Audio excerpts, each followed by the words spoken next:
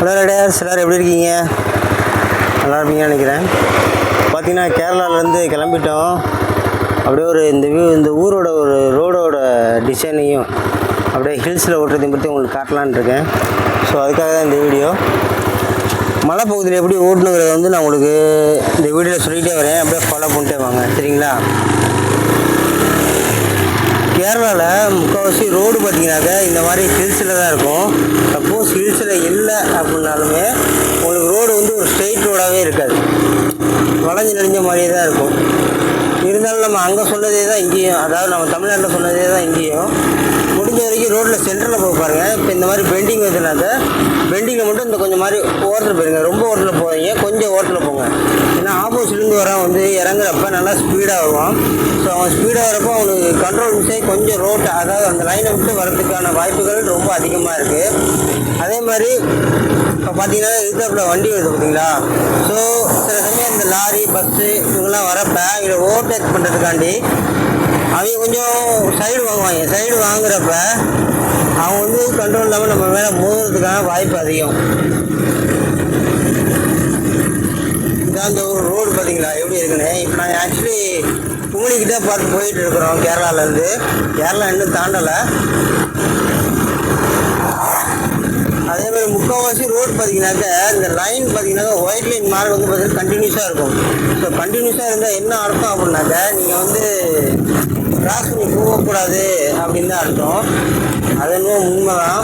ஆனால் கேரளாவில் இந்த மாதிரி கொஞ்சம் மலை பாங்கான இடமோ இல்லை இந்த வளைவான இடமோ தயவு செஞ்சு ஓவர்டேக் பண்ணவோ இல்லை ஓவர் ஸ்பீடு போவோன்னு நினைக்காதீங்க. அது மட்டும் இல்லாமல் முக்கியமாக டேர்னிங்கில் திரும்புகிறப்ப முடிஞ்ச வரைக்கும் ஸ்பீடை குறைச்சிக்கோங்க, அந்த டேர்னிங்கோட தன்மையை பொறுத்து.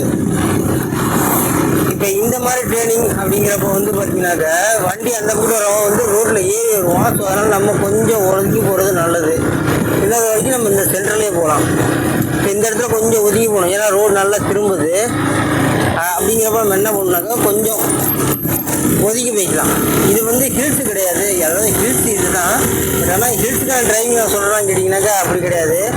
இது வந்து பார்த்திங்கனாக்கா கேரளாவில் உள்ள முக்கால்வாசி ரோடு இப்படி தான் ஓடும், சாரி இப்படி தான் இருக்கும், சரிங்களா? ஸோ அதனால் அது எப்படி ஞாபகம், சப்போஸ் நீங்கள் ஒரு கேரளாவில் ஒரு பைக்லேயே வரீங்க அப்படின்னாக்கா எப்படி ஃபாலோ பண்ணணும் அப்படின்னு காரணங்க எந்த பிரச்சனையும் இல்லைங்க. ஆனால் அதே ஒரு பைக்காக இருந்துச்சு அப்படின்னாக்கா நீங்கள் அடிக்கடி திரும்புகிற மாதிரி இருக்கும். ஸோ நீங்கள் வந்து ஒரு கண்டினியூஸாக ஒரு ஸ்பீடில் போக முடியாது. அதே மாதிரி இப்போ பார்த்தீங்கன்னா எனக்கு முன்னாடி ஒரு பஸ்ஸு, லாரி எல்லாம் போகுது. எல்லாம் போகணுன்னாலே டக்குன்னு நம்ம ஓவர்டேக் பண்ணணும் அப்படின்னு நினைக்காதீங்க. ஏன்னாக்கா ஈத்தாப்பில் எந்த வண்டி வருது அப்படிங்கிறது தெரியாது. நான் முன்ன சொன்ன மாதிரி தான், பொருக்கு வந்து பொருந்ததோ இல்லையோ இங்கே கண்டிப்பாக பொருந்தும். ஏன்னு கேட்டிங்கனாக்கா இங்கே வளைவுலாம் ரொம்ப டேஞ்சரஸாக இருக்கும். எப்படின்னாக்கா ஆப்போசிட் டைரெக்ஷன்லேருந்து வர வண்டி வந்து தெரியவே தெரியாது. அதனால் வளைவில் இந்த இடத்துல முடிஞ்ச வரைக்கும் முன்னாடி உங்களுக்கு ரோடு தெரியுற வரைக்கும், சரிங்களா? அதே மாதிரி ஒரு வண்டி ஏறுது அப்படின்னாக்கா அந்த வண்டி டக்குன்னு ஏற முடியலன்னா திடீர்னு ரிட்டர்ன் வரதுக்கு பார்க்கும். ஸோ அதனால் கொஞ்சம் டிஸ்டன்ஸை மெயின்டைன் பண்ணிட்டே போங்க. குறிப்பாக இந்த பஸ்ஸு, லாரி, சரக்கு வண்டி இந்த மாதிரி. கார் ஒன்றும் பிரச்சனை இருக்காது, கார்லாம் சலுசல் போயிடுவாங்க. இப்போ நம்மளே பார்த்தீங்கன்னா இதே நார்மல் நம்ம ஊராக இருந்துச்சு அப்படின்னாக்கா ஈஸியாக கிராஸ் பண்ணிட்டு போயிடலாம். பழங்க அப்படின்னா என்ன பாருங்கள், அந்த கூட வண்டி இருந்துச்சுன்னா ஒன்றும் பண்ண முடியாது. புரிஞ்சிக்க மாட்டேங்கிறாங்க. ஸ்பீடாக போகணும் அப்படிங்கிறத மட்டும்தான் அவங்க மைண்டில் இருக்கே தவிர சேஃபாக வீட்டுக்கு போகணும் அப்படிங்கிற ஒரு எண்ணம் கிடையாது. என்னன்னாலும் சரி, உங்கள் பொறுமையை மட்டும் கைவிட்டாதீங்க. ஐயோ போக மாட்டேங்கிறாங்களே, இல்லை ஓவர்டேக் பண்ணுமே அப்படிங்கிற ஒரு எண்ணத்தை வந்து உங்கள் மைண்ட்லேருந்து எடுத்துருங்க, சரிங்களா?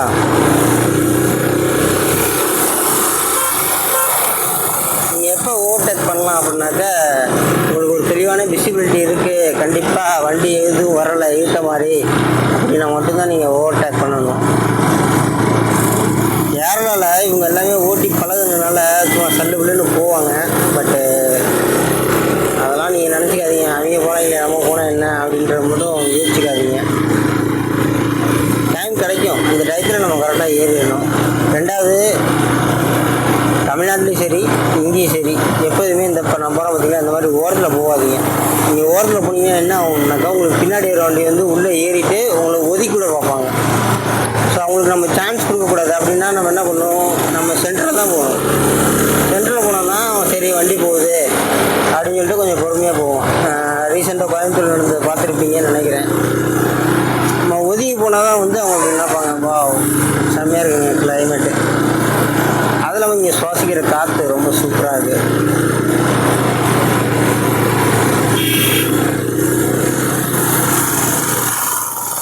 நான் ஏன் ஒதுங்குறேன் அப்படின்னாக்கா வியூ சூப்பராக இருக்குங்க, அதனால் அதை எடுக்கிறதுக்காக அது நிற்கிறேன்.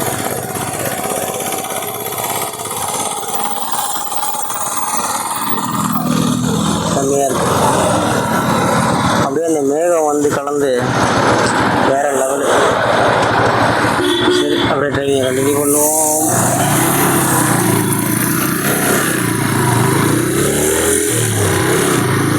எப்போ இது மாதிரி ரோட்லேருந்து ஏறினாலும் கண்டிப்பாக பின்னாடி நீங்கள் பார்த்து தான் ஆகணும். ஏன்னா வண்டி எதுவும் வரதுக்கு வாய்ப்பு இருக்குது.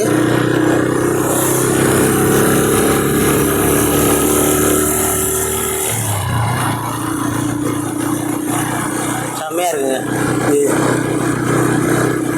அந்த மிஸ்டோட கலந்து. இன்னொரு 50 கிலோமீட்டர் தான் நம்ம குமுடி போயிடுவோம். எனக்கு ரோடு கிளியராக இருக்குது, அதனால் நான் ஓவர்டேக் பண்ணுறேன். சரிங்களா, அது மாதிரி உங்களுக்கு கிளியர் ஓகே, எந்த ஒரு ப்ராப்ளமும் வராது அப்படின்னா மட்டும் நீங்கள் ஓவர்டேக் பண்ணுங்கள். முடிஞ்ச வரைக்கும் ரோடு சென்ட்ரலே ஓட்டுங்க. இந்த ரோடு இல்லை, கேரளாவில் முக்கால்வாசி ரோடு பார்த்தீங்க அப்படின்னாக்கா ஸ்ட்ரைட்டாக போகிறதே ரொம்ப அபூர்வமாக இருக்கும்.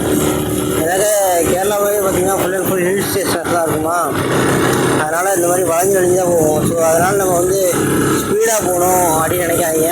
முக்கியமாக வளைவில் ஸ்பீடாக திரும்பாதீங்க. ஏன்னா நீங்கள் ஸ்பீடாக திரும்பினீங்கன்னாக்கா ஆப்போசிட்டில் வர வண்டியில் மோதுற மாதிரி இருக்கும். அப்படி இல்லை அப்படின்னாக்கா ஒரு நிமிஷம் இருங்க, இந்த பஸ்ஸை ஓவர்டேக் பண்ணிட்டேன். ஃப்ரீயாக தான் இருக்குது, எனக்கு ரோடு ஃப்ரீயாக தான் இருக்குது. அப்படிங்கிறப்ப எனக்கு தெரியுது ஆப்போசிட்டில் வண்டி வருதா இல்லையா. அப்படிங்கிற பட்சத்தில் வந்து நான் ஓவர்டேக் தாராளமாக பண்ணலாம். பட் ஆனால் எனக்கு விசிபிள் இல்லை, தெரியலை அப்படிங்கிறப்ப நீங்கள் தயவு செஞ்சு ஓவர்டேக் பண்ணாதீங்க, கொஞ்சம் பொறுமையாக வாங்க. சரிங்களா, இப்போ டேர்ன் திரும்புறவே வந்து பார்த்திங்கன்னா இந்த பக்கெட் வந்து கொஞ்சம் ஏறி திரும்பும். ஓகேங்களா, இப்போ அந்த பஸ்ஸுக்கார எப்படி ஏறி இருந்தால் பார்த்தீங்களா. ஏன்னா அவனோட பிளான் என்ன அப்படின்னாக்கா அந்த பக்கெட்டு மோதக்கூடாதுன்னா அவன் கொஞ்சம் ஏறிடுவான். அப்படிங்கிறப்ப நம்மளும் வந்து பார்த்திங்கன்னா கொஞ்சம் விலகி போகணும். எல்லாம் ஒரு விட்டு கொடுத்து போகிறது தான். சரிங்களா, இந்த மாதிரி டேர்னிங்லாம் இப்போ இந்த லாரிக்காரன் பாருங்கள் ஏறி தான் வரான், லைன் அவுட்டு தாண்டி ஏறி தான் வரான். அவன் இல்லை, எல்லாருமே அப்படி தான் வரணும். அப்படி தான் வந்தால் அவன் ஆட்டோமேட்டிக்காக டிரைவிங்கில் அது வந்துடும். ஏன்னு கேட்டிங்கனாக்கா அந்த வர்ற ஸ்பீடுக்கு அவன் திருப்புறப்ப அது அப்படி தான் போகும்.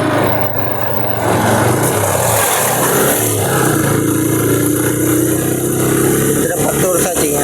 அது இல்லாமல் இதுதான் ஃபஸ்ட் டைமு நான் பைக்கில் வர்றது. தமிழ்நாட்டிலேருந்து கேரளாவுக்கு பஸ்ஸில் தான் வருவேன். ஸோ இதுதான் ஃப்ரெண்ட்ஸ், நீங்கள் கேரளாவுக்கு எப்படியாவது வண்டியில் வந்தீங்க அப்படின்னாக்கா தயவு செஞ்சு இந்த சென்ட்ரலே போங்க, ரோடு சென்ட்ரலே.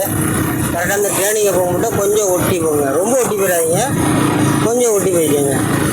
சரிங்களா, கேரளாவோட பியூட்டியே பியூட்டி தாங்க. அப்படியே நம்ம ஊரோட ரொம்ப வெயிலாக இல்லாமலும் மீடியமாக இருக்குது. சரிங்களா, அவ்வளோதான் ஃப்ரெண்ட்ஸ் இந்த வீடியோ. உங்களுக்கு ஹில்ஸ் பற்றி தனியாக ஒரு வீடியோ போடுறேன். சரிங்களா, நம்ம டிரைவிங்கை பற்றின ஃபுல் டிப்ஸ் தான் கொடுத்துக்கிட்டு இருக்கோம். உங்களுக்கு வீடியோ பிடிச்சிருந்துச்சுனாக்கா மறக்காமல் வீடியோக்கு ஒரு லைக் கொடுங்க. சேனலுக்கு புதுசாக இருந்தால் கொஞ்சம் சப்போர்ட் பண்ணி சப்ஸ்கிரைப்பும் பண்ணிக்கோங்க. சரிங்களா, அப்படியே ஏதாவது டவுட்டு டிரைவிங்கை பற்றின டவுட் ஏதாவது இருந்துச்சு அப்படின்னாக்கா கீழே கமெண்ட் பண்ணுங்கள். நான் முடிஞ்ச வரைக்கும் சீக்கிரமே உங்களுக்கு ஆன்சர் பண்ண ட்ரை பண்ணுறேன். ஓகேங்களா, உங்களை அடுத்த வீடியோவில் சந்திக்கிறேன் ஃப்ரெண்ட்ஸ். பாய்.